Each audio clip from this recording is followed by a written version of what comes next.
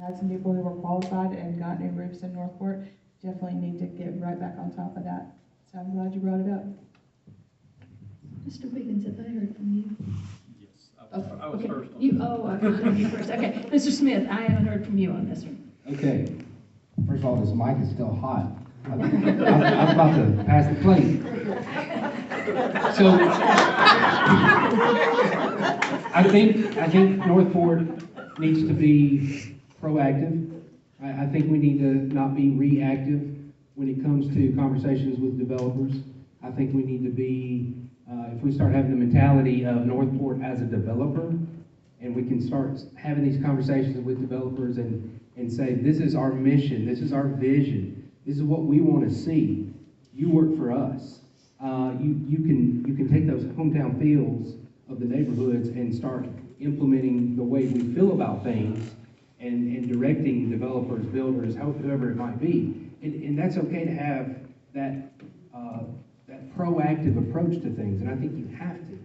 Otherwise, you lose control of all the money that's being spent. And we're going to see a lot of money being spent in Northport over the next 10, 15 years. And we need to be proactive with it. We need to position ourselves as, we're glad to have you, but we don't have to have you, right? We've got other options. And I think if we're making decisions where we're desperate to get people in here and we're desperate to have people spend money to build things, that's reactive. We don't need that. We need to be proactive.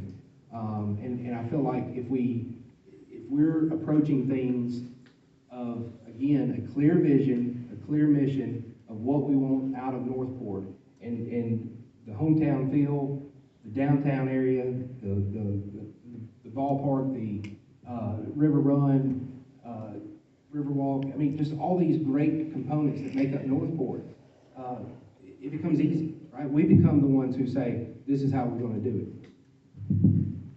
And Mr. Washington. Yes, ma'am. I'll piggyback with Mr. Edward on the housing authority issue. You know, what he said is real. And Northport does not control the housing authority. That's a federal agency.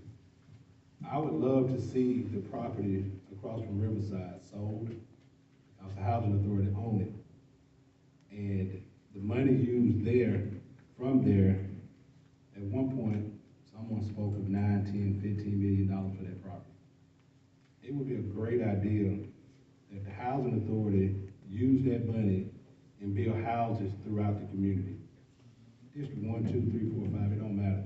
Build houses and remove people away from the projects, so-called named. You know, get them into the community, everybody living side by side, ease up the tension, move the crime. I mean, all that will go down, completely go down.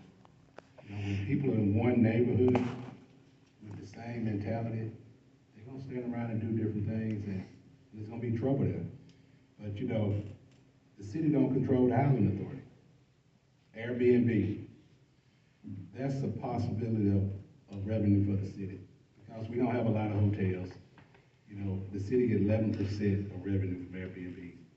Can some be trouble? For sure. Ask Northwood Lake. They had a terrible night, and they didn't deserve that. But this council has put in place ways of removing business license from Airbnb if they're gonna continue to be a problem. So, and the historic Northport, it need to be historic. It need to stay sweet, nice. We love the lights, you know. So, but at the end of the day, we just need to continue what we're doing and just keep Northport like it is as well. I cannot believe how much we've packed into the last 3 hours and 10 minutes.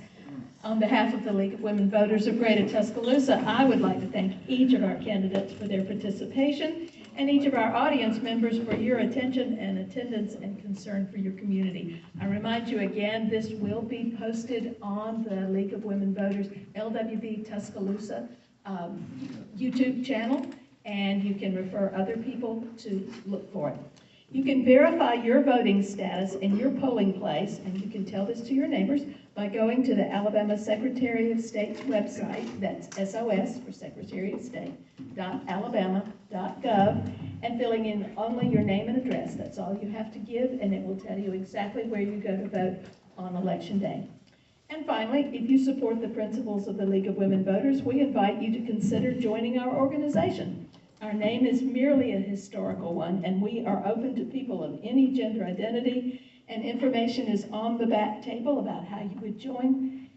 Thank you, and safe travels home.